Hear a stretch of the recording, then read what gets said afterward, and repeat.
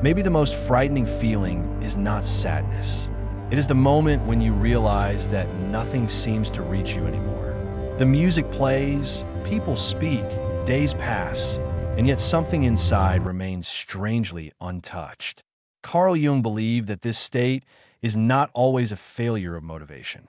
Sometimes it is the psyche withdrawing its energy from a life that no longer feels connected to the deeper self. There comes a moment in some lives when the world begins to lose its voice. Not all at once, not with the violence of a storm, but quietly, almost politely. The places that once filled you with wonder become ordinary. The conversations that once made you laugh become exhausting. The dreams that once pulled you forward now feel like distant photographs belonging to someone else. You wake up, you move through the day, you answer people, you complete your responsibilities, and from the outside, everything appears normal. Yet somewhere beneath the surface, something essential has gone silent. Perhaps you know this feeling. Perhaps it has followed you for weeks, or months, maybe even years. It is difficult to explain because nothing dramatic seems to have happened. There was no catastrophe, no single moment when life collapsed. Instead, the colors slowly drained away, one ordinary day after another, until eventually you realized you were no longer living with enthusiasm. You were simply continuing. Carl Jung believed that the psyche possesses its own language. Unlike the conscious mind, it rarely speaks through logic. It speaks through symbols, dreams, emotions, longing, exhaustion, even emptiness, especially emptiness. Modern life often interprets this emptiness as failure. People say you need more discipline, more motivation, a better morning routine, more productivity, more goals, more stimulation. But Jung might gently ask another question. What if the problem is not that you have lost motivation? What if your soul has stopped recognizing the life your personality has been living? That possibility changes everything, because suddenly the emptiness is no longer your enemy. It becomes a message delivered in the only language the unconscious knows how to speak. Silence. Think about a tree during winter. From the outside, it appears lifeless. Its branches are bare. Its leaves are gone. Nothing seems to be happening. Yet beneath the frozen ground, an invisible process continues. Roots are alive. Energy is being preserved. Life has not disappeared. It has simply withdrawn from visibility. Perhaps something similar is happening inside you.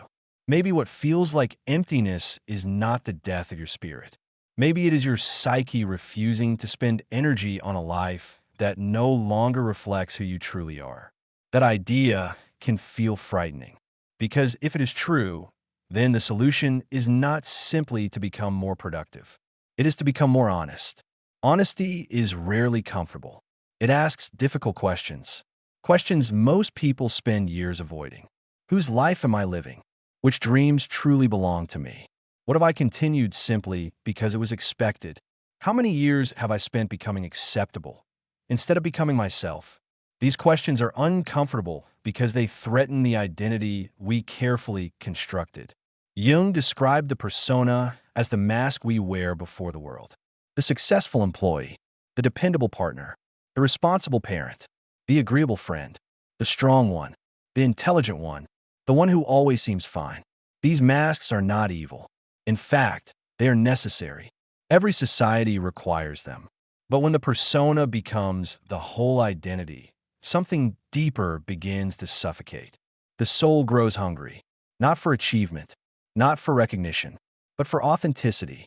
And the hunger becomes so quiet that most people mistake it for laziness. They tell themselves they simply need to try harder, push harder, work harder, smile harder. But no amount of effort can revive a life that has drifted too far away from the self. Jung's greatest insight was that the human being is always moving toward wholeness, even when everything appears to be falling apart. Especially then, sometimes the collapse of enthusiasm is not a collapse at all. It is the first whisper of transformation. The old identity begins losing its energy because another one is waiting to emerge. Not louder, not more impressive, simply more real. The difficulty is that transitions rarely feel exciting while they are happening. They often feel like confusion, like loneliness, like standing between two worlds, no longer able to return to who you were, not yet knowing who you are becoming. This is one of the loneliest places a human being can inhabit, because everyone around you still expects the old version of you. They continue speaking to the mask, while something deeper inside quietly wonders if that mask still fits. Perhaps this is why so many people feel exhausted, even after resting. The fatigue is not only physical, it is existential. It comes from carrying an identity that has grown too heavy. Imagine wearing clothes that no longer fit, hour after hour, day after day. Eventually, even standing becomes exhausting. The soul experiences something similar. It becomes tired of pretending, tired of performing, tired of surviving. Not because life is hopeless, but because something true is asking to be born. And every birth begins with discomfort. Not all emptiness is destruction. Sometimes emptiness is simply space. The old furniture has been removed. The room echoes. It feels unfamiliar. But perhaps the room was emptied because something new is preparing to enter. The conscious mind fears empty rooms. The unconscious often creates them on purpose, because only an empty room has space for a different life. So if tonight you find yourself feeling strangely disconnected from everything that once mattered, do not rush to condemn yourself. Do not immediately assume that you're broken. Sit quietly with the question instead. What if this silence is trying to protect something sacred inside me? What if my lack of interest is not proof that life has ended, but evidence that my soul refuses to keep pretending? Stay with that question. Do not answer it too quickly. Some questions become more valuable simply by being lived. And perhaps, very quietly, your answer has already begun growing beneath the surface, long before your conscious mind was ready to see it. One of the quietest tragedies of modern life is that we have forgotten how to listen to the soul. Instead, we diagnose it, we measure it, we compare it, we judge it. When someone loses interest in life, the world is quick to offer explanations. You become lazy, you need more discipline, you've lost your ambition, you just need to think positively. These words are spoken so often that many people begin repeating them to themselves. They look into the mirror and quietly conclude that something inside them has failed, that they have become weak, that somewhere along the way they simply stopped trying hard enough. But what if none of those explanations are true? Carl Jung believed that the psyche does not waste energy without reason. Psychic energy, what he often described as libido, is far more than desire in the narrow sense. It is the force that animates life itself. Curiosity, creativity, love, purpose, wonder, the desire to wake up and meet another day. This energy naturally flows toward whatever the soul experiences as meaningful. And just as naturally, it withdraws from what has become false. This withdrawal is rarely dramatic. It happens quietly, almost invisibly. One morning you realize you no longer care about the goals that once consumed you. The career that once excited you now feels mechanical. The conversations feel repetitive. Even pleasures begin to lose their taste. Many people panic at this point. They believe something precious has disappeared forever. But you might have looked at the situation very differently. You might have asked, where has your psychic energy gone? Because energy never simply vanishes. It changes direction. Think of a river. When a large stone blocks its path, the water does not cease to exist. It simply finds another route, sometimes beneath the surface, sometimes far from where anyone expected. The same is true of the soul. If your energy no longer flows into your everyday life, it may already be flowing somewhere deeper, toward dreams, toward forgotten memories, toward questions you have been avoiding, toward the parts of yourself that have patiently waited for years to be noticed. This is why periods of emotional emptiness often arrive together with unusually vivid dreams, or unexpected memories, or a strange longing that cannot be explained. The unconscious has begun speaking, not loudly, not urgently, but persistently. Modern culture rarely teaches us to recognize these moments. Instead, it tells us to become busier, to distract ourselves, to optimize, to consume more information, to scroll longer, to purchase another solution. But distraction cannot replace meaning. You can fill every hour of the day and still feel internally abandoned. You can achieve everything you once dreamed of and discover that your soul quietly left the room years ago. This is one of the great paradoxes Jung tried to illuminate. Success and meaning are not the same thing. Achievement and wholeness are not the same thing. A person may appear extraordinarily successful while privately feeling like an empty house. The lights are on. The furniture is beautiful. Visitors admire everything. But no one notices that no one truly lives there anymore. Perhaps you have known someone like this. Perhaps that someone has been you. The frightening part is not that life becomes difficult. Difficulty has always existed. The frightening part is when life becomes emotionally silent, when nothing stirs you, when victories feel strangely flat, when even rest fails to restore you. That silence is often mistaken for laziness. Yet laziness usually avoids effort. The state Jung described is something entirely different. Many people trapped inside this experience are exhausted from trying. Try to feel inspired, trying to stay grateful, trying to remain hopeful, trying to become the version of themselves everyone expects. The exhaustion does not come from doing too little. It comes from carrying too much that no longer belongs to them. Imagine holding a heavy suitcase for years. At first, the weight feels manageable. Eventually, your muscles adapt. You stop noticing how heavy it is. Then one day, someone removes it. Only then do you realize how exhausted your body had become. The psyche experiences something similar. Sometimes the burden is invisible because it has become familiar. Old expectations, old identities, old fears, old obligations, old versions of yourself that should have been released long ago. The soul continues carrying them simply because it has forgotten there was ever another way to live. Until one day, it refuses. Not dramatically, not angrily, simply by withdrawing its energy. From the outside, it looks like apathy. Inside, something much wiser may be happening. The unconscious is refusing to invest in what has become psychologically dead. This is not sabotage. It is conservation. Nature does the same thing every winter. Leaves fall, growth slows, energy retreats beneath the surface. No one accuses the forest of laziness. No one stands before a sleeping tree demanding productivity. We instinctively understand that seasons exist, yet we rarely grant ourselves the same compassion. We expect constant growth, constant motivation, constant enthusiasm, but the psyche was never designed to bloom every day of the year. Even a soul has winters. Perhaps you're living through one now. If so, the question is no longer, how do I force myself to feel alive again? Perhaps the wiser question is, what inside me is quietly preparing for another season? There's enormous peace hidden inside that question, because it removes the accusation. It replaces judgment with curiosity. And curiosity has always been one of the first signs that psychic energy is beginning to return. Not because all the answers have appeared, but because the soul has finally found someone willing to listen. Maybe for the first time in a very long while, that someone is you. There's a question that almost no one asks, not because it lacks importance, but because it feels impossible to answer.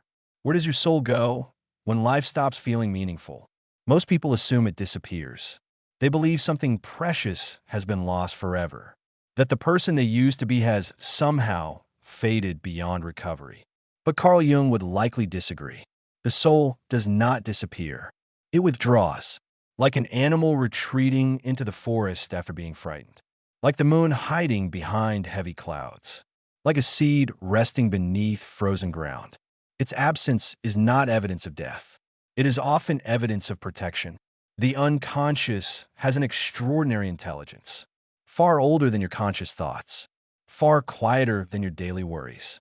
It knows when a way of living has become disconnected from your deepest nature.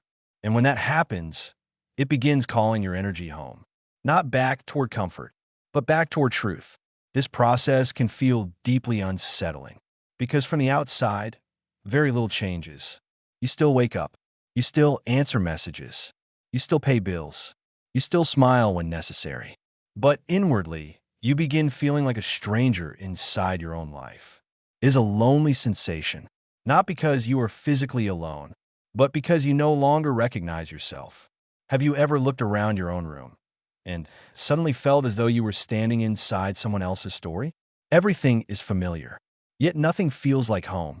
This is often the first quiet movement of individuation. Jung believed that every human being carries within them an image of wholeness. He called it the self, not the ego, not the personality, not the version of you that others know, but something much older, something deeper, a center that has existed long before your ambitions, long before your fears, perhaps even before the identity you learned to perform for the world. Throughout life, the ego often mistakes survival for authenticity. It learns how to earn approval, how to avoid rejection, how to fit into expectations. Slowly, almost without noticing, the distance between the ego and the self grows wider. For years, that distance may seem manageable, until one day, the soul quietly refuses to travel any farther away from itself. This refusal rarely arrives with dramatic emotion. It arrives with emptiness. The old dreams stop feeding you. The old ambitions lose their flavor. Even success begins to feel strangely hollow. People often panic during this stage. They desperately search for something exciting, a new relationship, a new job, a new city, a new routine, a new distraction. Sometimes those changes help, but often they only decorate the surface because the real movement is happening somewhere far below conscious awareness. Imagine an underground river. You cannot see it, yet everything growing above the earth depends upon it. When that river changes direction, the entire landscape eventually changes, even if no one notices at first. Your psyche works in much the same way. When your deepest energy begins flowing toward a more authentic life, your outer world often enters a season of confusion. Old identities weaken. Old motivations collapse. Old certainties dissolve. Not because life is ending, but because something more honest is preparing to emerge. This is why Jung insisted that suffering is often symbolic. The pain itself is real, but beneath the pain, something meaningful is taking shape. The psyche does not dismantle your old life simply to leave you empty. It dismantles what has become too small for the person you're becoming. Think of a snake shedding its skin. From a distance, the process looks uncomfortable, even violent. But the snake is not losing itself. It is making room for continued life. Human beings resist this process. We cling to familiar identities, even painful ones, because certainty often feels safer than transformation. There is comfort in knowing who you have always been, even if that version no longer brings peace. The unknown asks far more of us. It asks for trust, patience, humility, and perhaps the hardest thing of all, the willingness to not immediately understand. Modern culture rewards certainty. The unconscious values mystery. It does not reveal the entire path at once. Instead, it offers symbols, dreams that linger after waking, unexpected emotions, a strange attraction toward beauty, an unexplained desire for solitude, a quiet longing for simplicity. These are not random experiences. They are invitations, small lanterns placed along an invisible road. The tragedy is that many people ignore them. They continue forcing themselves toward lives that no longer nourish them. Years pass, decades sometimes, until the body itself begins speaking the language the soul could not. Chronic exhaustion, restlessness, sleepless nights, persistent anxiety, a sadness with no obvious cause. The unconscious is remarkably patient, but it does not remain silent forever. If the heart is ignored, the body often becomes its messenger. Perhaps this is why your lack of interest feels so frightening. Not because it is empty, but because somewhere inside, you already suspect that your old life cannot continue exactly as it has. That realization can feel like standing before a vast ocean at night. You cannot see the opposite shore.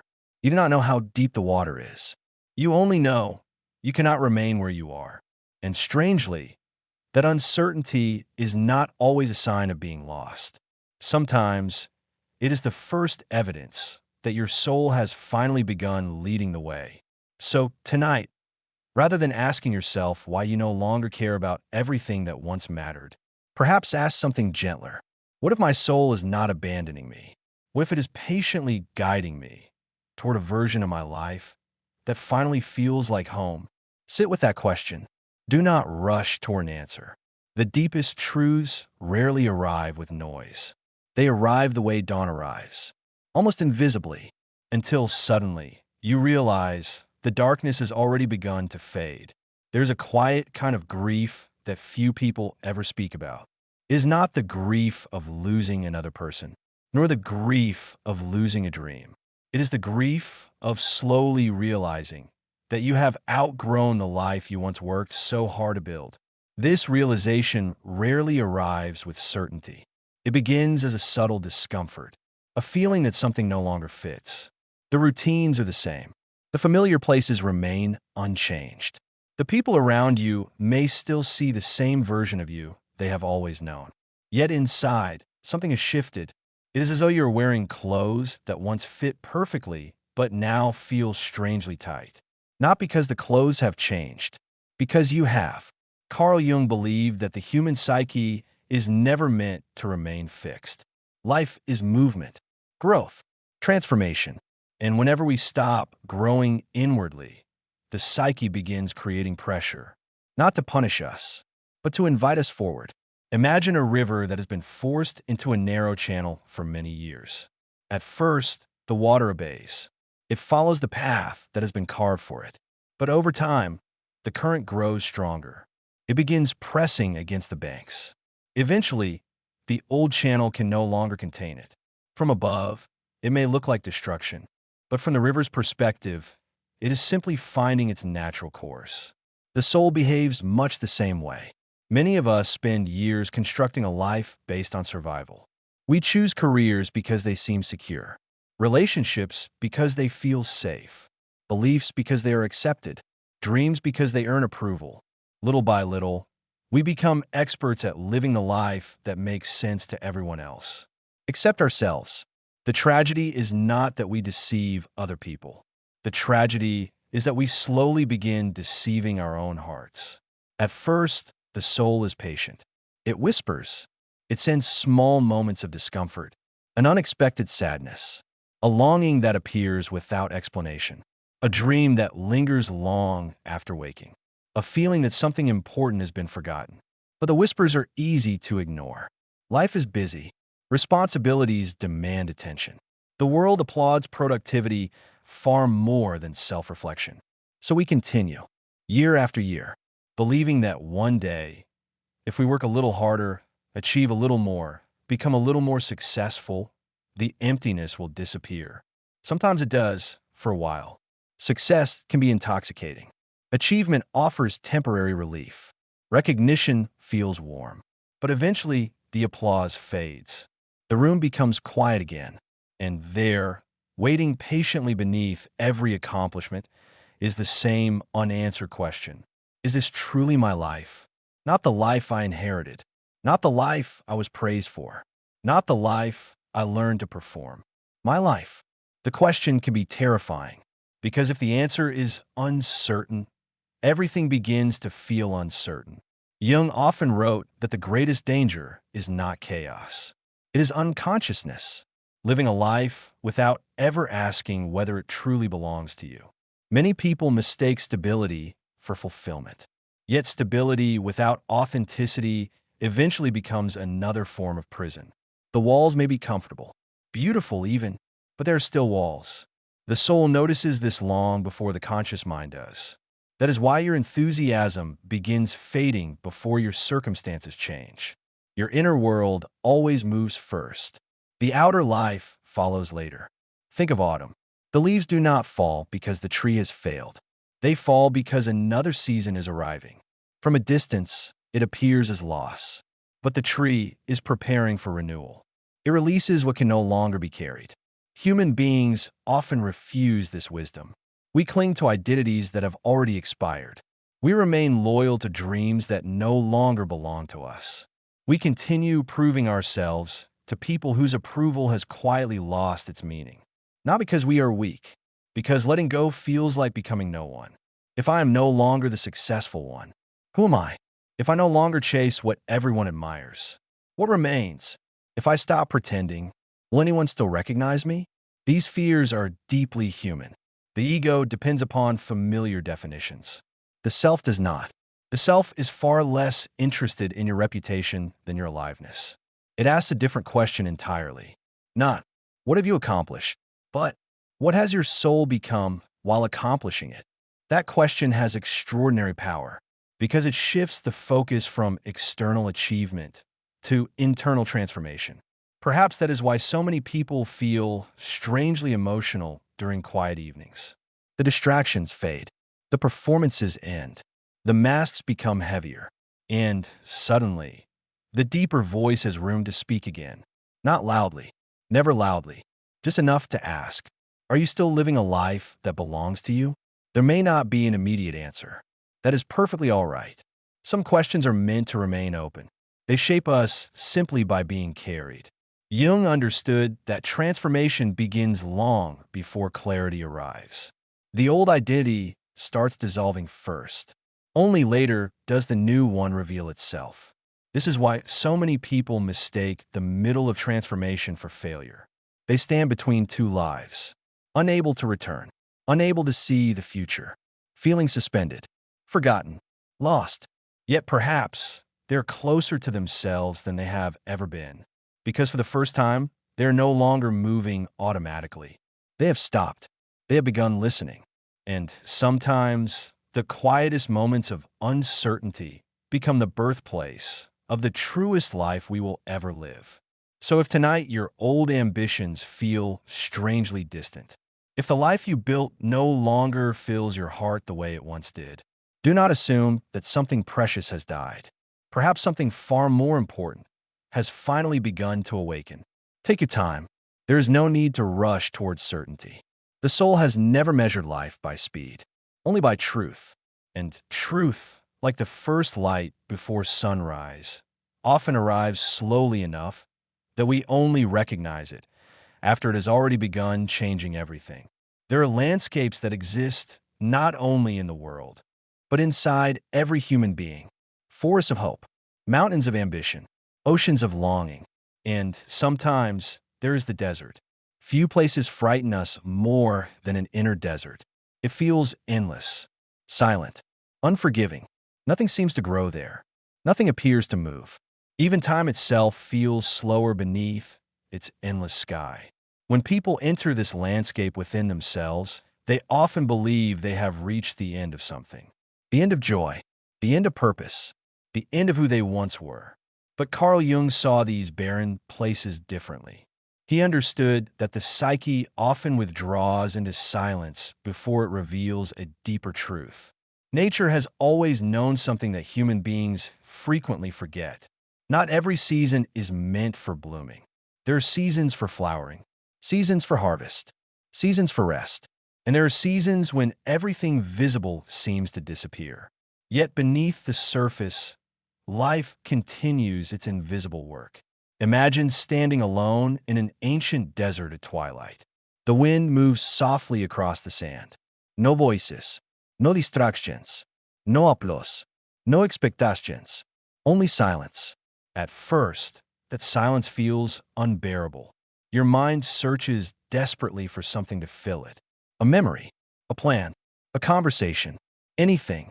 But gradually, something remarkable begins to happen. The silence stops feeling empty. It begins to feel spacious. The difference is subtle, yet it changes everything. Emptiness says, there is nothing here. Space whispers, there is room. This distinction lies at the heart of Jung's understanding of transformation. The unconscious rarely creates emptiness simply to leave us abandoned. It creates space, space where old identities can loosen their grip, Space where forgotten parts of ourselves can slowly emerge. Space where truth no longer has to compete with noise. Most of us spend our lives avoiding inner silence. We fill every moment. Music, television, social media, work, endless conversations, constant stimulation. Not because these things are wrong, but because silence has a way of introducing us to ourselves. And meeting ourselves, without distraction, can feel frightening, especially if we have spent years becoming someone the world expected. The desert removes those expectations. There are no audiences there, no performances, no trophies, no comparisons. Only the simple question, who are you? When there's nothing left to prove. Few questions are more uncomfortable, because many identities survive only through constant activity. When activity stops, the mask begins slipping. This is often why people become restless during periods of emotional exhaustion. They feel an irresistible urge to stay busy. Not because busyness heals, because stillness reveals. Jung believed that every encounter with the unconscious requires courage. Not heroic courage, quiet courage. The courage to remain present with uncertainty. The courage to sit beside questions that cannot yet be answered. The courage to stop running long enough to hear what the soul has been whispering all along. Imagine walking across that inner desert once more. This time, you notice something different. The landscape is not truly lifeless. Tiny flowers bloom after unseen rain. Birds appear where moments before there seemed to be nothing. Life exists here. It simply follows rhythms unfamiliar to hurried minds. The soul works exactly this way. Its transformations are rarely dramatic. They unfold beneath awareness. One gentle realization at a time. One honest conversation with yourself. One dream remembered upon waking. One unexpected tear. One moment of peace that arrives for no obvious reason. Little by little, what once felt like emptiness begins revealing hidden movement. Perhaps this is why Jung often encouraged people to pay attention to dreams. Dreams are not interruptions. They are letters, messages written in symbols, not from somewhere outside you, but from the deepest chambers of your own psyche. During seasons of inner drought, these messages often become richer, more vivid, more mysterious. The unconscious is compensating for what the conscious mind cannot yet see. It is trying to restore balance, trying to reconnect you with parts of yourself that everyday life has forgotten. Sometimes the dream is frightening, sometimes beautiful, sometimes confusing. Its purpose is rarely prediction. Its purpose is relationship. The psyche is reaching toward you, not demanding, simply inviting. Perhaps you have ignored those invitations. Most people do, not intentionally. Life is loud. Responsibilities are endless. The world celebrates certainty. The soul prefers mystery. There is no shame in overlooking its quiet voice, but there's profound healing in finally turning toward it. You do not have to understand every symbol. You do not have to solve every feeling. You only have to become willing to listen. Listening changes the relationship. Instead of treating your emptiness like an enemy, you begin approaching it as a teacher. Teachers do not always comfort us. Sometimes they unsettle us. Sometimes they ask us to release what we have carried for years. Sometimes they quietly dismantle everything we believed about ourselves. Not out of cruelty, out of compassion. Because the life waiting beyond illusion is always larger than the illusion itself. The desert asks for one thing above all else. Patience, not passive waiting. Living patience, the kind that trusts invisible roots. The kind that believes spring is already preparing itself, even while winter still fills the air. Your soul has never been in a hurry. Only your fear has. Fear demands immediate certainty. The psyche asks for faithful attention. These are very different ways of living. One exhausts you. The other slowly restores you. Perhaps tonight, you're not wandering through an empty landscape after all. Perhaps you're crossing sacred ground. Ground where the noise has finally become quiet enough for your deepest self to find you again. And if that is true, then this desert is not the end of your story. It is the place where the next chapter has already begun. There's a kind of tiredness that sleep cannot touch. You may sleep for 8 hours. You may take days away from work. You may escape to quiet places. And still, something inside remains unbearably weary. It is a fatigue that lives deeper than the body, a heaviness that no amount of rest seems able to dissolve. Many people believe this exhaustion comes from doing too much. Sometimes it does. But Carl Jung believed there was another kind of exhaustion, one that comes from living too far away from yourself. Imagine carrying a backpack every day. At first, it feels almost weightless. Inside are small things, expectations, responsibilities, promises, compromises, nothing unusual. Then life continues, year after year. Without noticing, more is added. The fear of disappointing others, the need to appear successful, the habit of hiding sadness, the pressure to always remain strong, the words you wanted to say, but swallowed, the tears you never allowed yourself to cry, the dreams you quietly abandoned because they seemed impractical. None of these things feels unbearable on its own, but together, they become astonishingly heavy. One day you wake up, and your soul no longer has the strength to keep carrying them. This is where Jung introduces one of his most misunderstood ideas, the shadow. Many people hear this word and imagine darkness, evil, something dangerous. But the shadow is not simply everything bad within us. It is everything we refuse to acknowledge, everything we believed was unacceptable, everything we learned to hide in order to be loved. Sometimes anger, sometimes fear, sometimes vulnerability, sometimes tenderness, even joy, even creativity, even gentleness, anything that did not seem safe to express. Imagine a gray house, beautiful from the outside, every room carefully decorated. Visitors admire its elegance. But beneath the house, there is a basement. For years, whenever something appeared that seemed inconvenient, it was carried downstairs. A fear, locked away. A disappointment, hidden. A forgotten dream, stored in darkness. An honest desire, covered with dust. Eventually, the basement becomes so full that it begins pressing upward against the floors above. The house still stands, but strange things begin happening. Doors no longer close properly. The walls creak at night. The lights flicker. From the outside, everything still looks beautiful. Inside, the pressure keeps growing. The shadow works much the same way. It does not disappear simply because we ignore it. It waits, patiently, silently, until life becomes too small to contain everything we have buried. This is often when emotional exhaustion arrives, not because life suddenly became difficult, but because the energy required to keep the shadow hidden has become overwhelming. Think about how much effort it takes to pretend you're always fine, to smile when your heart feels distant, to reassure everyone else while quietly falling apart, to become everyone's source of strength while never allowing yourself to lean on anyone. These performances require enormous psychic energy, far more than most people realize.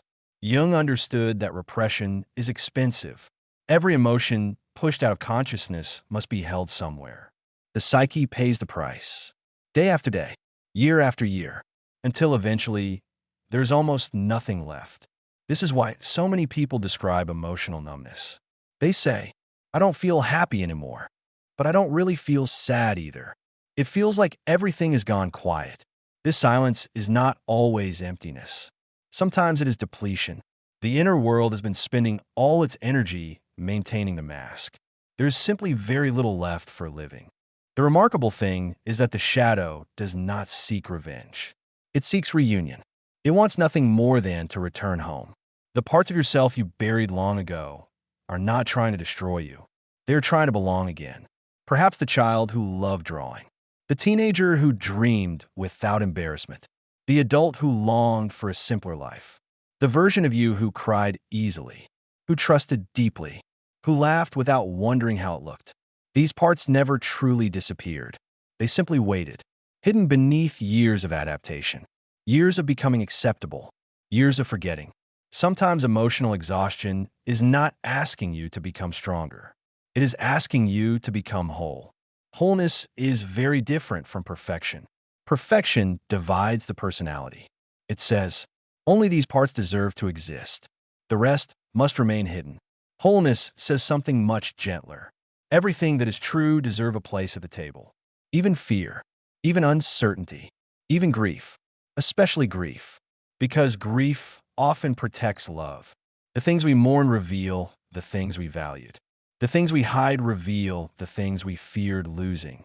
Nothing in the psyche is meaningless. Everything has a story. Everything has a purpose. Even your exhaustion. Perhaps especially your exhaustion. It may be the soul's quiet way of saying, I cannot continue pretending. Not because you are weak, because the life force inside you refuses to spend itself on endless performance. There comes a moment, not dramatic, almost imperceptible, when something inside decides that authenticity matters more than appearance. It is rarely celebrated. The world often misunderstands it. People may think you have changed, become distant, become quiet, become different. Perhaps you have. Not because you are losing yourself, because you are finally beginning to meet yourself. Jung once suggested that no tree can grow toward heaven unless its roots reach deeply into darkness. Most people admire the branches. Very few are willing to descend toward the roots. Yet every living thing depends upon them. Your shadow is not beneath you.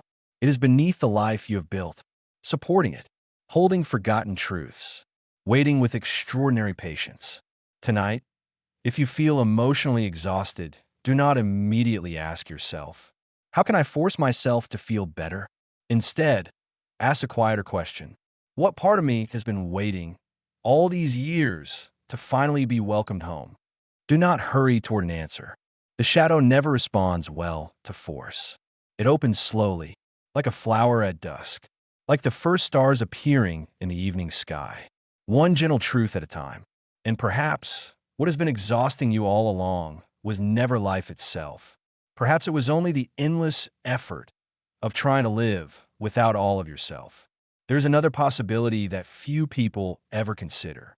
What if the longing itself has been trying to guide you, not toward another person, but toward a forgotten part of yourself? Most of us spend our lives believing that longing is a problem to solve. We try to silence it, distract ourselves from it, replace it, explain it away. Yet the psyche rarely creates powerful emotions without purpose. Longing is often one of its oldest languages. It whispers before it speaks. It waits before it insists. It returns before it disappears. And perhaps every time this person comes back into your mind, the unconscious is quietly asking you to listen, not to the memory itself, but to what the memory awakens inside you. Carl Jung believed that symptoms are often symbolic. They are not random interruptions. They are invitations. The same may be true of longing. Perhaps it is not asking you to recover what was lost. Perhaps it is asking you to recover what became visible while you were loving someone else. That is a very different journey. One moves backward, the other moves inward. Think about the first time this person entered your life. Not what happened between you, but what happened inside you. Did the world suddenly seem brighter? Did ordinary conversations become meaningful? Did music sound different? Did mornings carry a little more hope? These changes did not happen because reality itself transformed. They happened because something inside you began waking up. The person became associated with that awakening. And so the mind naturally confuses the source with the catalyst. It believes the light belonged to them. But perhaps they simply open a window. The sunlight had always existed. This is why the unconscious resists simple explanations. Logic says they're gone. Memory says they mattered. The psyche says, what did they reveal? That final question changes everything. Because revelation always points beyond the person who caused it. It points toward the life waiting behind the experience. Imagine finding an old key buried beneath the earth. For years, you believe the key itself is precious. You protect it. You think about it constantly. But one day you realize the key was never the treasure. It was made to open a door. The same is true of unforgettable people. They're often keys, not destinations. The tragedy is that many of us spend years holding the key without ever searching for the door. The door may be courage. or forgiveness, or emotional honesty, or creativity, or the freedom to finally stop hiding who you are.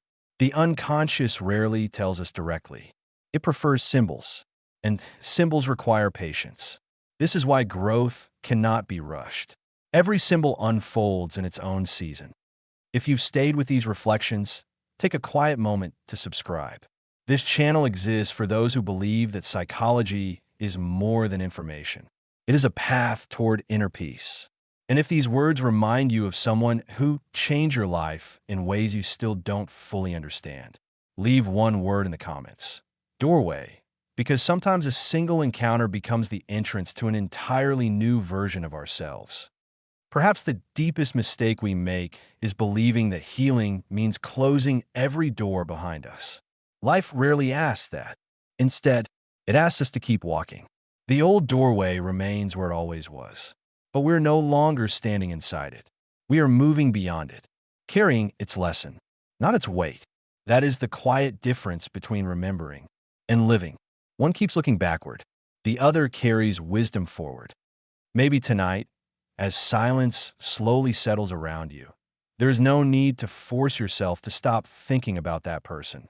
Instead, simply notice what feeling appears first. Is it sadness, gratitude, regret, hope, tenderness? Whatever arises, welcome it gently, because every feeling carries information. Every emotion is another page in the quiet book of your inner life. And the psyche has never been trying to trap you inside the past. It has been patiently leading you toward a deeper understanding of yourself. Perhaps that has always been the real destination.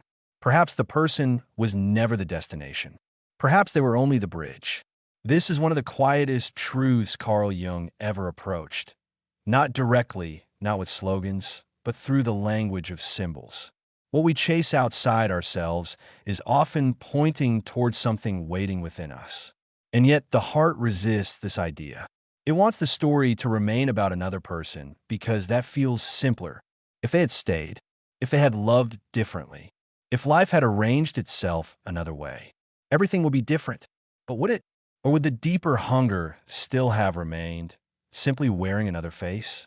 This is an uncomfortable question, not because it denies the reality of love, but because it asks whether love was carrying a deeper invitation all along. Think back for a moment. Before that person entered your life, what was already missing? What silence already existed? What longing had already begun whispering beneath your ordinary routines? Sometimes we imagine another person created the emptiness. More often, they illuminated it. The emptiness was already there. They simply arrived carrying enough light for you to finally see it. That realization changes everything. Because once the light leaves, we often mistake the returning darkness as proof that they were the light itself. But perhaps they were only the match. The fire was always waiting inside you. This is why healing rarely begins by forgetting someone. Healing begins when you slowly stop asking them to carry your unfinished life. Not because they were unimportant, because they were never meant to carry that weight. No human being can permanently become another person's missing piece. They can awaken something, reveal something, invite something, but eventually every soul must reclaim its own fragments. Jung called this the movement toward individuation. Not becoming perfect, not becoming fearless, simply becoming whole enough to stop searching for yourself exclusively in another person. This is far more difficult than it sounds, because projection feels beautiful. It feels effortless. You look at another person and suddenly your own unlived possibilities seem alive. Your courage appears to exist inside them. Your peace seems to belong to them.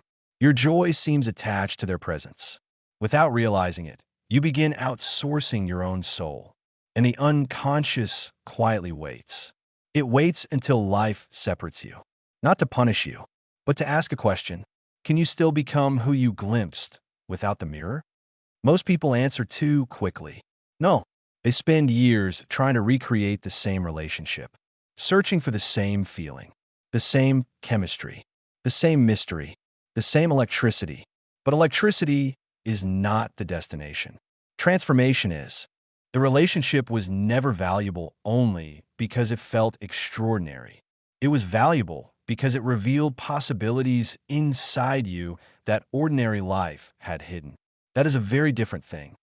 Imagine standing before a mountain at sunrise. For one brief moment, the first light paints the entire landscape in gold. Hours later, the light changes. The mountain looks different. Would you say the mountain disappeared? Of course not. Only the light changed. The same is true of the soul. Certain people arrive like sunrise. They illuminate landscapes inside you that you never noticed before. When they leave, the landscape remains. Only the light has shifted. The tragedy is that many people spend years chasing another sunrise, instead of exploring the mountain already revealed. Pause here for a moment. Ask yourself quietly, what part of me first came alive because of this person? Don't answer quickly. Sit with the question. Perhaps confidence, perhaps tenderness, perhaps creativity, perhaps vulnerability, perhaps the ability to dream again.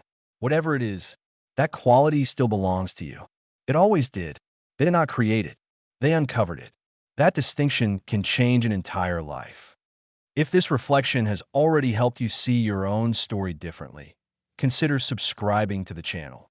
Every night, we explore Carl Jung's psychology, not to escape ourselves, but to gently return home.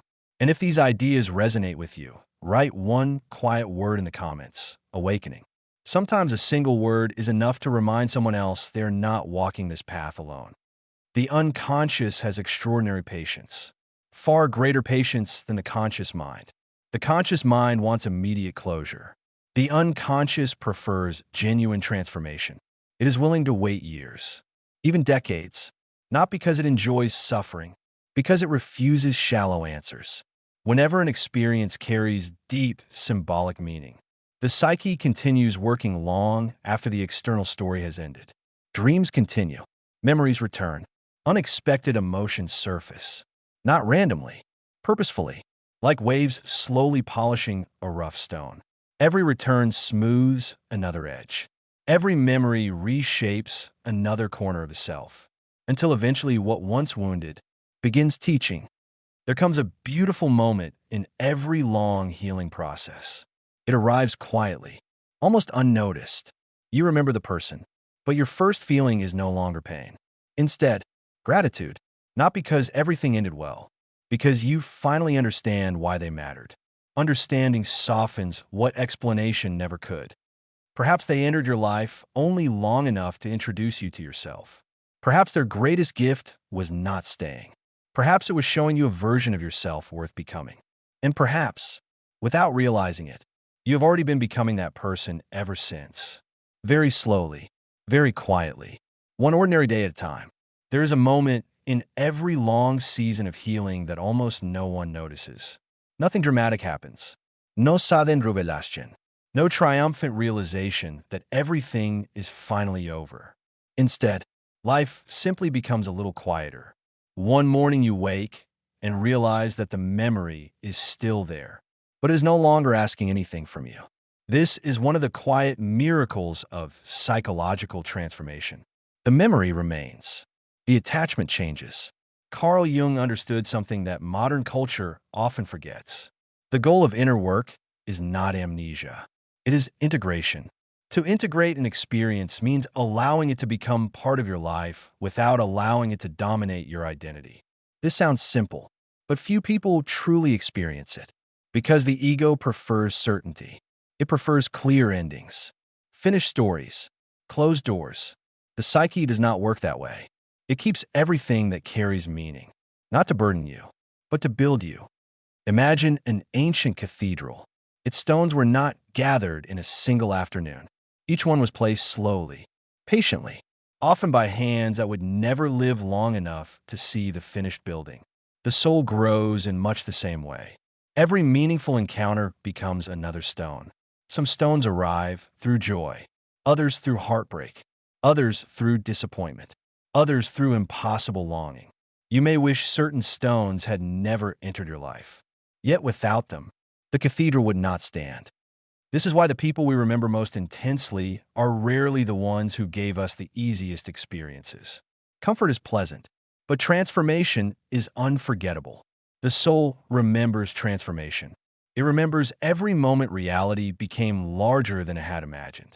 Every moment certainty dissolved. Every moment the heart expanded beyond its previous limits. Even pain can become sacred when it enlarges consciousness. Not because suffering is inherently beautiful, but because meaning often grows where certainty once collapsed.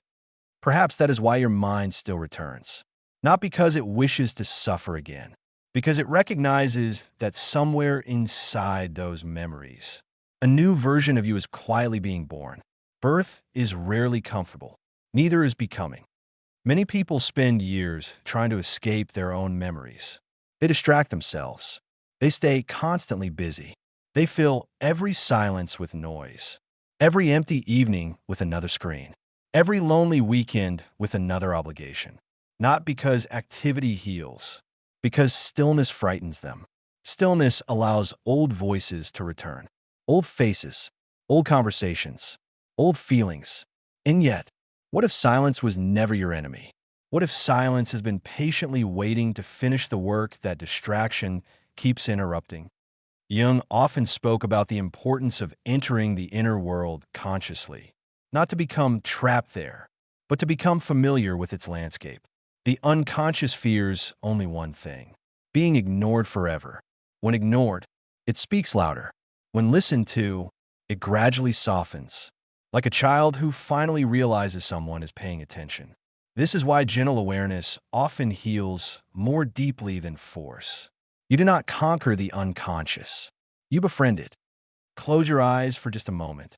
Imagine the person who has occupied your thoughts for so long. Notice what happens inside your body. Not your story, not your explanation, simply your body. Does your chest tighten? Does your breathing change? Do your shoulders become heavier? Perhaps your eyes grow softer. Perhaps your stomach feels hollow. The body tells the truth long before language does. And the body also tells us when healing begins. Because one day, you imagine the same face. And instead of contraction, there is space. Instead of panic, curiosity. Instead of desperation, compassion. Not only for them, for yourself. That is how wisdom enters, quietly, without announcing itself. There is extraordinary freedom in realizing that you no longer need another person to validate what you experienced. It happened. It mattered. It changed you. Nothing can erase that. And nothing needs to. Sometimes we spend years searching for closure from someone who is never capable of giving it. But closure rarely arrives as a conversation. More often, it arrives as understanding. The kind of understanding that grows alone. Slowly, patiently, almost invisibly, until one ordinary afternoon, you realize you no longer need an answer. You have become one. If these reflections are helping you discover something new about your own inner life, take a quiet moment to subscribe. Every night, we explore the psychology of Carl Jung to understand the hidden language of the soul.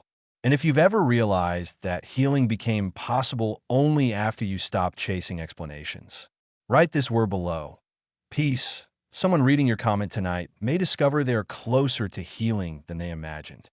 One of Jung's deepest insights was that consciousness expands through relationship. Not only relationships with people, relationships with symbols, dreams, memories, nature, silence, everything capable of revealing hidden aspects of ourselves. Perhaps that is why certain memories begin to resemble old forests. The first time you entered them, everything felt confusing, dense, dark, uncertain. Years later, you walk the same path, and suddenly you notice birds singing, light passing through the leaves, a gentle breeze moving between the trees. The forest did not change. You did. The same memory can become an entirely different experience once consciousness has grown around it. This is the quiet reward of patience. Not forgetting, understanding, not escaping, expanding, not replacing the past, learning to carry it differently. Eventually, the memory no longer asks to be solved. It simply asks to be honored, like an old photograph carefully placed inside a book you rarely open, but would never throw away, because it belongs to your story, not to your future, only to your history. And history, when accepted, stops demanding that it become destiny. There's one final misunderstanding that keeps many hearts trapped far longer than necessary. It feels so convincing that few people ever question it. Every time the memory returns, we assume the soul is asking for the person. But what if that was never true? What if the soul was never trying to bring them back, but trying to bring you back? This changes the entire landscape, because suddenly the memory is no longer an enemy. It becomes a messenger, not asking you to reopen an old story, but inviting you to finish a conversation with yourself. Carl Jung believed that the psyche always moves toward wholeness, even when it appears to be moving backward, even when it revisits old pain, even when dreams seem trapped in repetition. The unconscious does not repeat experiences because it enjoys suffering. It repeats them because something essential has not yet been welcomed into consciousness. Not the person, the lesson, not the relationship, the transformation. Imagine standing before a mirror covered by morning mist. At first, you cannot clearly see your own reflection. You wipe away one small corner, then another. Little by little, your face becomes visible. Healing works exactly like this. It does not create a new self. It reveals the one that has always been there. Perhaps the unforgettable person was only the hand that touched the glass. The reflection was always yours. Think about the moments when you felt most alive beside them. Not happiest, alive. There is a difference. Happiness often depends on circumstances. Aliveness comes from contact with the deepest parts of yourself. Perhaps you laughed more freely. Perhaps you spoke more honestly. Perhaps you dreamed more boldly. Perhaps you loved without calculating every risk. None of those qualities belong to them. They belong to you. They were awakened, not donated. That distinction may be one of the most liberating realizations of adult life. Because if something can be awakened, it can awaken again. Not necessarily with the same person, not even through another relationship. Sometimes it awakens in solitude, sometimes while watching the sunrise, sometimes during a quiet walk, sometimes while creating something beautiful, sometimes through prayer, sometimes through grief itself. Life has many ways of returning you to yourself. The soul is endlessly creative. There comes a day when you stop asking, "Why did they leave?" and begin asking, "What part of me stayed asleep before they arrived?"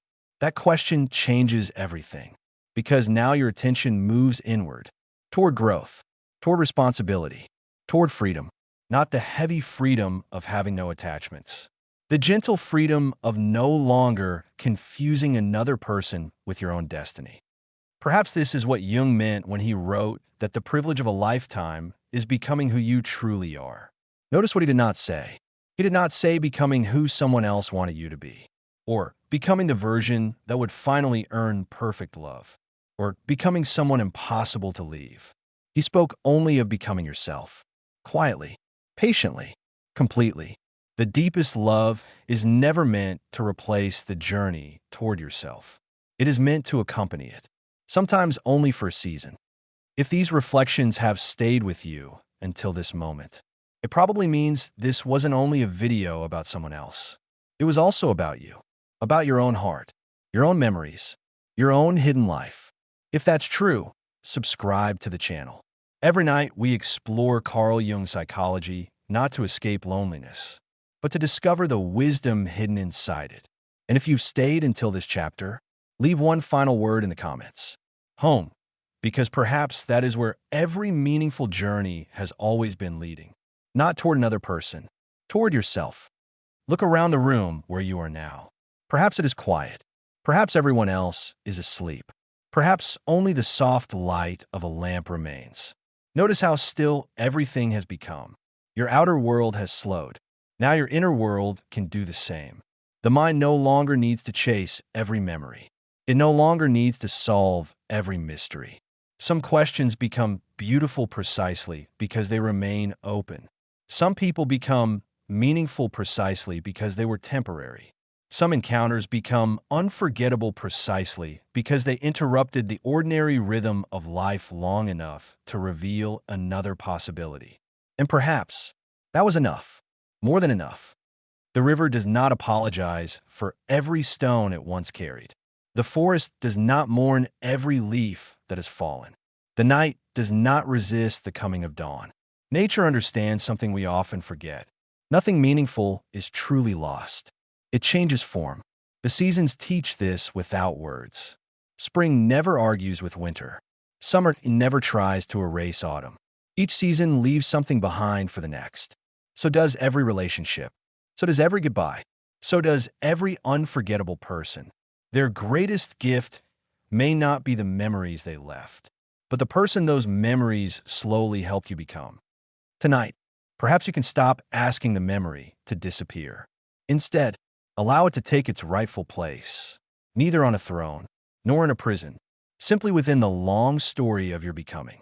A chapter, a turning point, a quiet teacher, nothing more, nothing less. And notice something extraordinary. As you stop fighting the memory also stops fighting you. There's space now, room enough for gratitude, room enough for sadness, room enough for hope, all existing together, without contradiction. That is what psychological maturity feels like. Not certainty. The unconscious does not repeat experiences because it enjoys suffering. It repeats them because something essential has not yet been welcomed into consciousness. Not the person, the lesson, not the relationship, the transformation. Imagine standing before a mirror covered by morning mist. At first, you cannot clearly see your own reflection. You wipe away one small corner, then another. Little by little, your face becomes visible.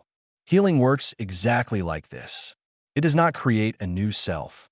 It reveals the one that has always been there. Perhaps the unforgettable person was only the hand that touched the glass. The reflection was always yours. Think about the moments when you felt most alive beside them.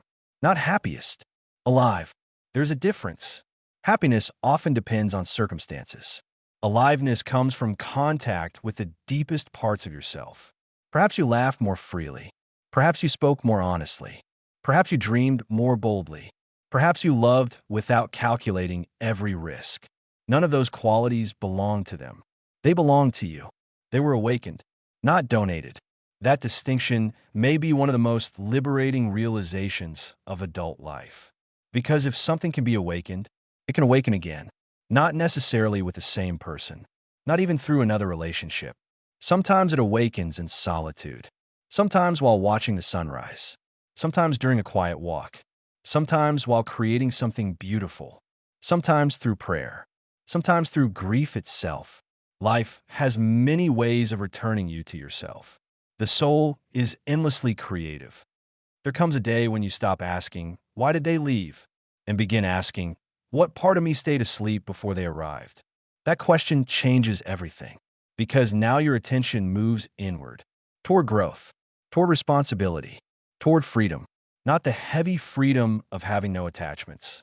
The gentle freedom of no longer confusing another person with your own destiny.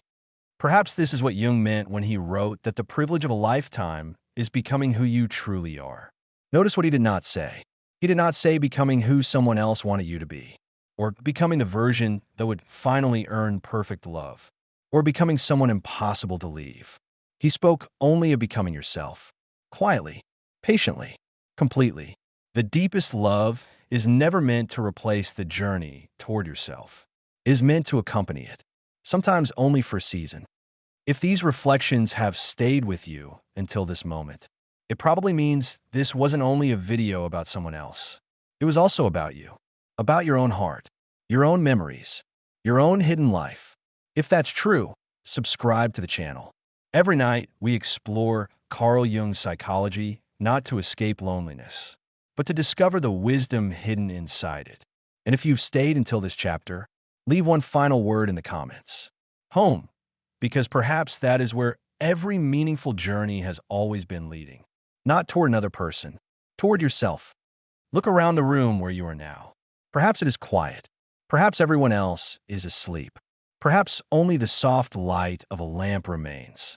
Notice how still everything has become. Your outer world has slowed. Now your inner world can do the same.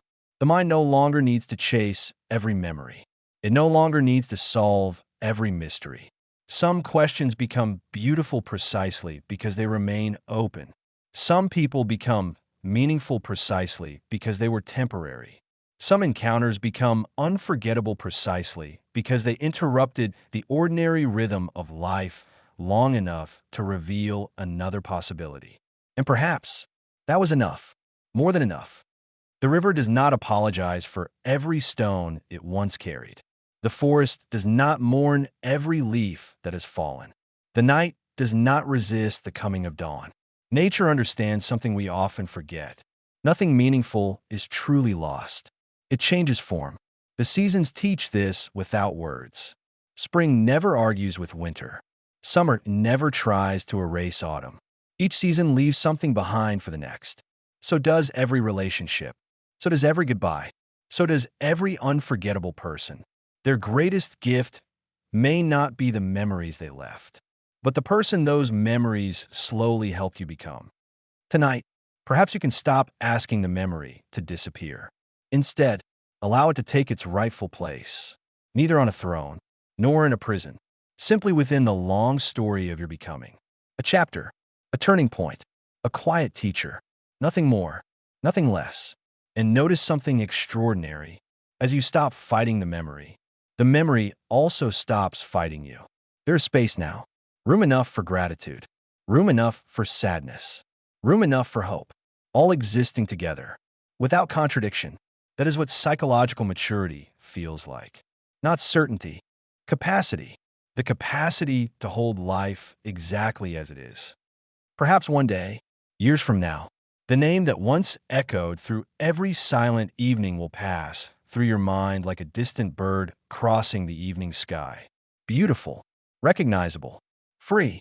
And instead of asking why they never truly left, you may quietly smile, realizing they already have. Not because they disappeared, because they finally found their proper place. Inside a heart that no longer needs to cling in order to remember. Inside a soul that has become spacious enough to love. Without possession, to remember, without suffering, to continue, without forgetting. And perhaps that has been the quiet work of your psyche all along. Not teaching you how to lose someone, but teaching you how to finally find yourself. Now the night grows still. Your breathing becomes softer. The thoughts become lighter.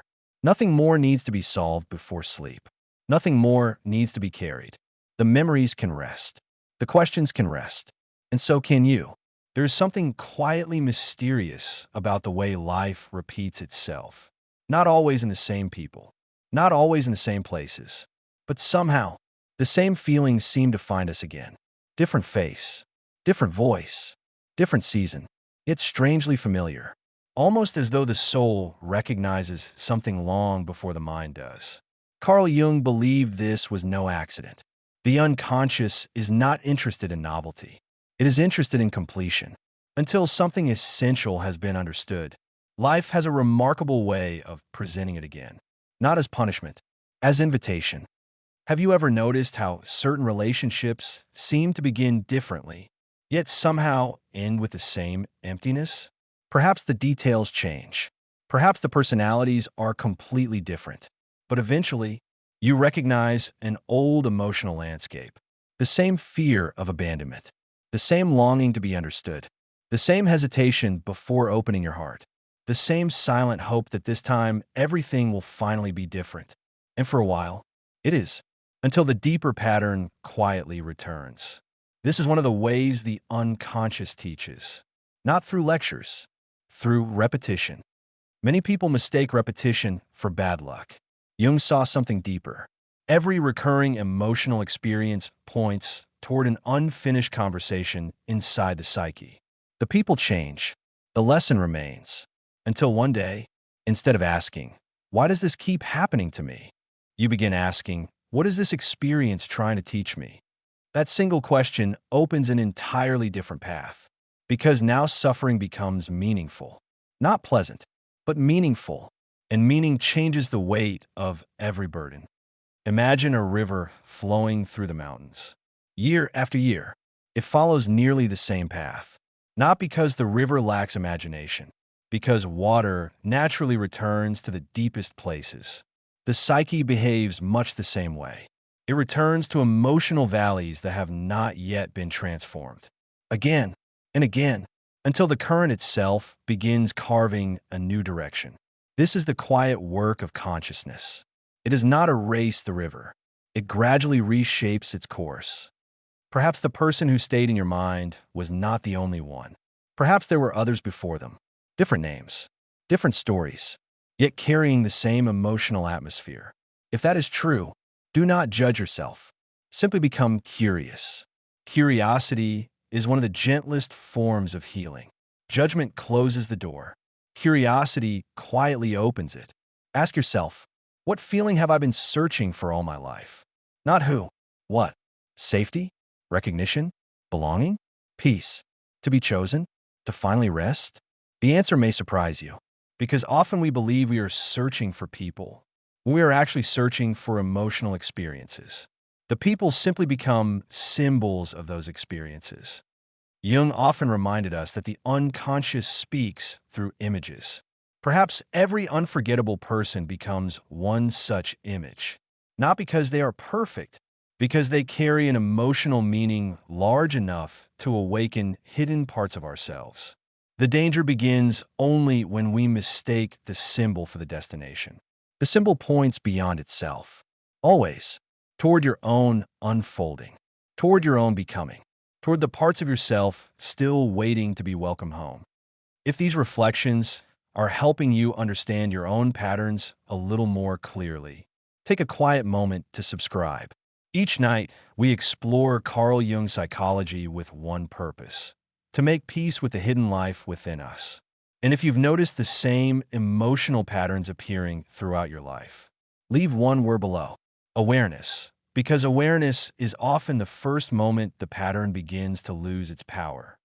Perhaps tonight, you don't need to solve every pattern. You don't need every answer before morning. Perhaps all you need is the willingness to see your own story with gentler eyes.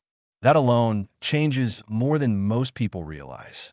Because once consciousness arrives, repetition slowly begins to lose its necessity. The psyche no longer needs to shout. It realizes you're finally listening. The journey toward wholeness has never been about becoming someone entirely different.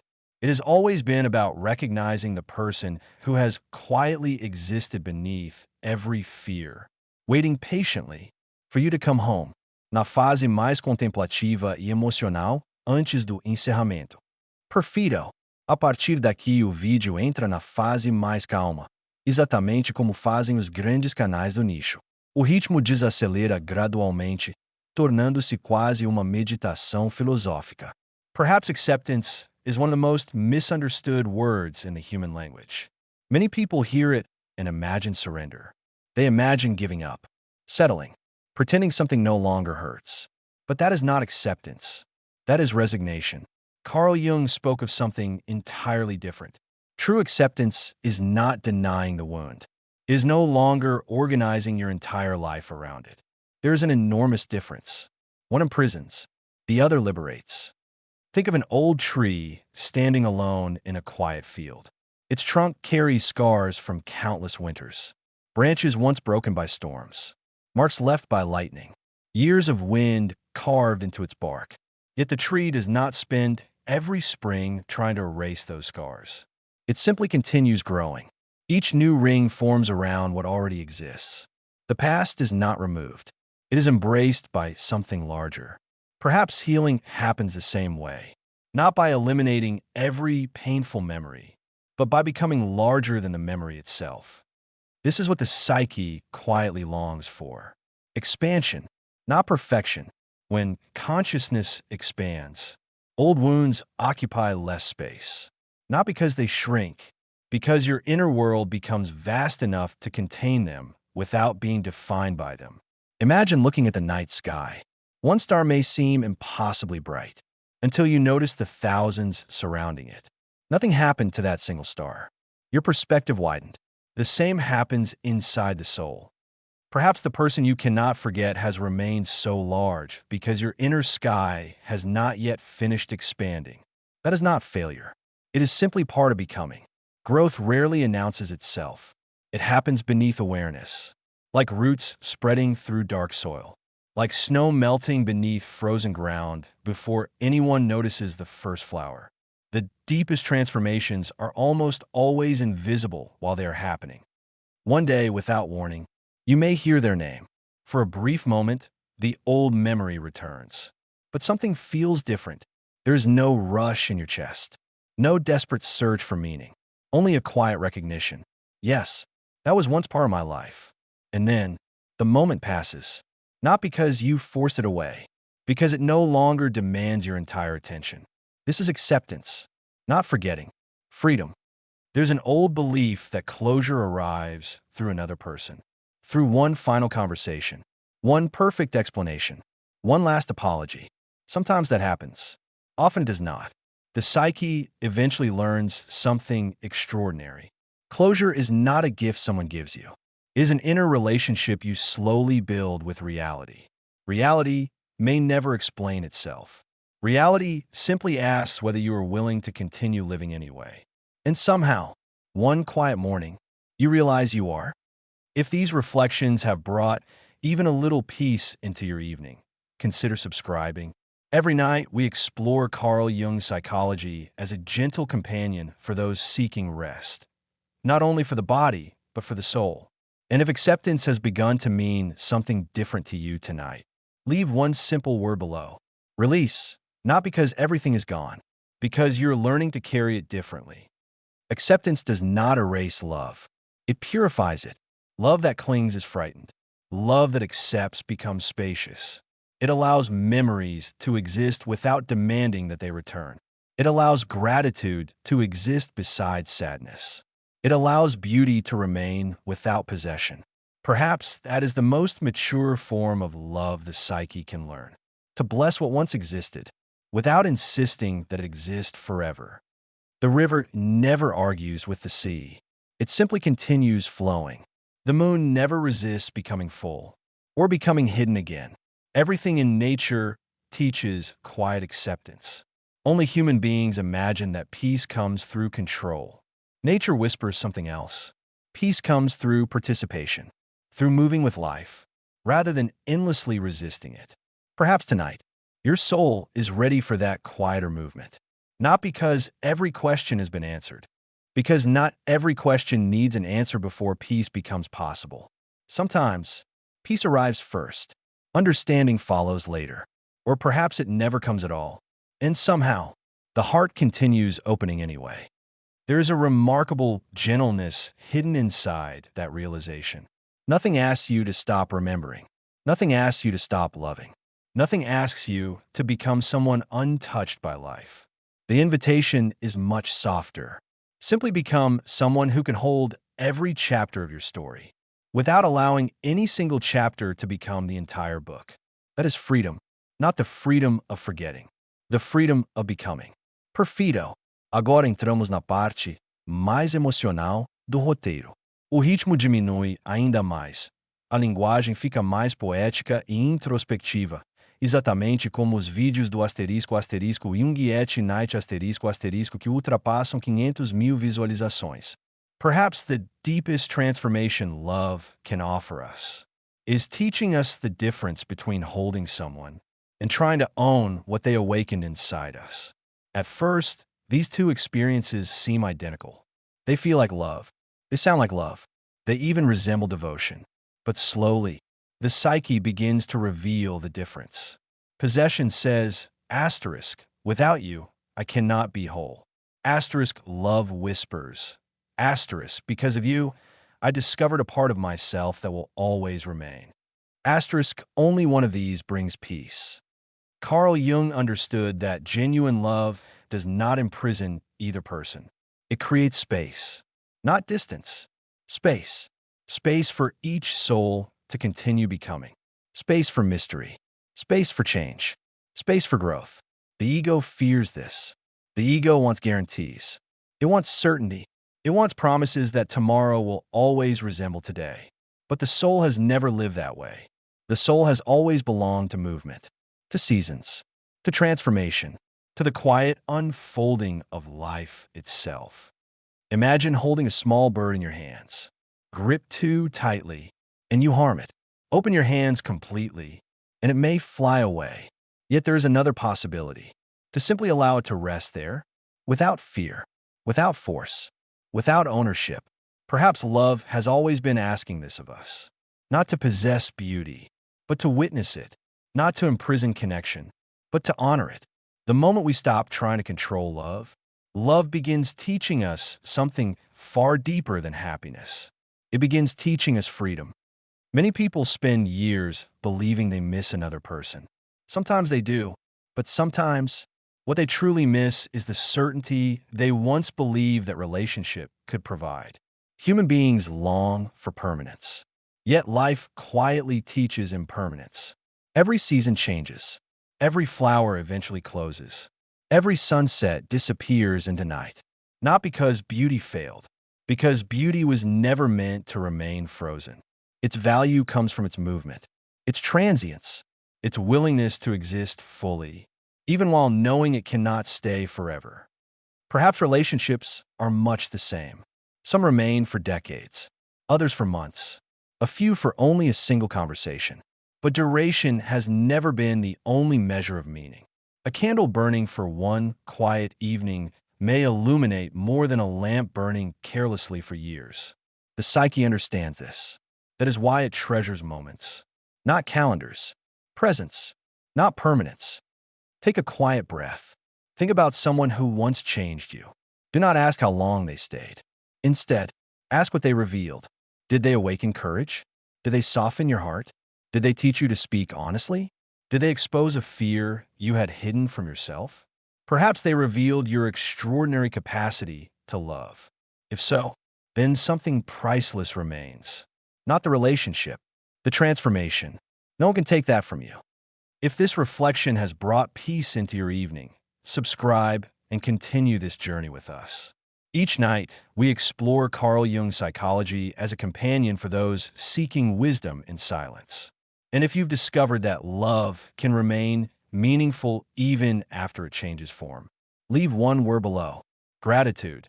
Sometimes gratitude is simply love that has learned to breathe without holding on. One of Jung's most beautiful insights is that symbols evolve. They do not remain fixed forever. The person who once represented longing may eventually come to represent growth. The face that once brought tears may one day bring a gentle smile. Not because memory disappeared, because meaning matured.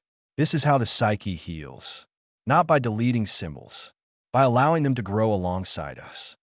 Notice how mountains never chase the clouds passing above them. They remain quiet, steady, patient. Clouds come, clouds leave. The mountain loses nothing by allowing movement. Perhaps the soul wishes to become more like that mountain, capable of witnessing every emotion, without believing every emotion must define its identity. Joy arrives, grief arrives, love arrives, loss arrives. Each one stays for a season. Each one leaves something behind. Each one quietly shapes the landscape. But beneath every season, the mountain remains. Perhaps this is what emotional maturity truly feels like.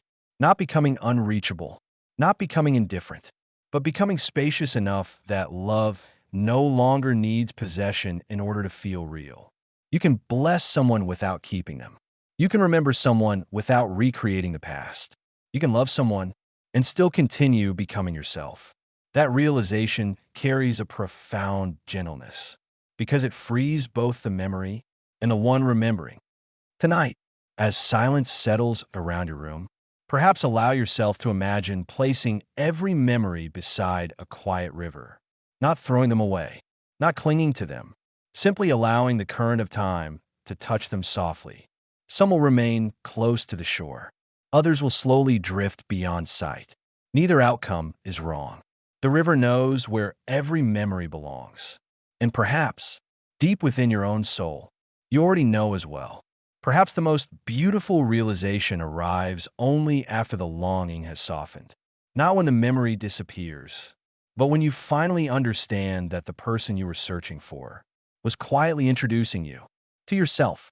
This is one of the deepest movements within Jung's psychology. The psyche often sends us toward another person only to lead us back home. Not because the other person was an illusion. They were real. Their kindness was real. Their presence was real. Their absence was real. But beneath all of that, something even more enduring was taking shape. You. For a long time, it may have seemed as though your life divided itself into two parts. Before them and after them. Many people live inside that invisible division. They measure time according to encounters, according to heartbreak, according to the moment everything changed. Yet time does something remarkable. It slowly removes the sharp edges from memory, not to erase the experience, but to reveal what remained underneath it all. Growth. Think back to who you were before that connection entered your life. Perhaps you were quieter, more guarded, less willing to trust. Perhaps you believed that vulnerability was dangerous, that your emotions were too much, that your tenderness needed to remain hidden. Then, for a brief season, someone arrived, and something opened, whether they stayed or left. That opening was real. The soul remembers openings, far more than endings. Jung believed that individuation is not about becoming someone new. It is about removing everything that prevented your true nature from emerging, layer after layer. Fear, expectation, old identities, old wounds, inherited beliefs. The work is rarely dramatic. More often, it resembles dawn, darkness slowly giving way to light. So gradually that you hardly notice the change until suddenly, the landscape is visible again. Perhaps you have spent years believing that healing meant returning to the person you were before the pain. But the psyche never truly moves backward. It moves through. The person who entered the darkness cannot be the same one who leaves it. Something has been learned. Something has been integrated. Something has become wiser. Not because suffering is beautiful, but because honesty changes us. There's an old Japanese art called kintsugi. When a bowl breaks, the cracks are repaired with gold. The object is not restored to its previous condition. It becomes something entirely different. Its fractures become part of its beauty. The psyche often heals in the same way. Your cracks are not evidence that you failed. They are evidence that you lived, that you loved, that you risked opening your heart despite uncertainty. That is never weakness. It is courage. Ask yourself something tonight. If that person appeared before you now, would you still need them to become whole? Or would you simply thank them for helping you discover what had been waiting inside you all along? There is no wrong answer, only honesty. Perhaps part of you would still ache. That is human. Perhaps another part would quietly smile. That is healing. Both can exist together. The remarkable thing about becoming whole is that nothing dramatic announces its arrival. One morning, you simply notice that your first thought is no longer about the past. One evening, you hear the song that once broke your heart, and instead of collapsing, you simply breathe. You remember. You appreciate. You continue walking. That moment often passes unnoticed. Yet it may be one of the greatest victories of your inner life. If these reflections have walked beside you tonight, consider subscribing to the channel. Each evening, we explore timeless psychological wisdom designed not only to help you sleep, but to help you return gently to yourself. And if somewhere along this journey you have begun to recognize your own quiet strength, leave one word in the comments. Home, because perhaps that is where every meaningful journey has always been leading. Not toward another person, toward yourself. Imagine standing at the edge of a quiet forest just before sunrise. The air is cool. The earth still carries the scent of night. Birds have not yet begun to sing. Everything feels suspended. Neither darkness nor daylight fully claims the world. Life often changes exactly like this. Not suddenly, not loudly. Between one breath and the next, the old self slowly loosens. The new self quietly arrives. No applause, no annoncement, only becoming. You may never completely forget those who once changed you, nor should you. They are woven into the tapestry of your story.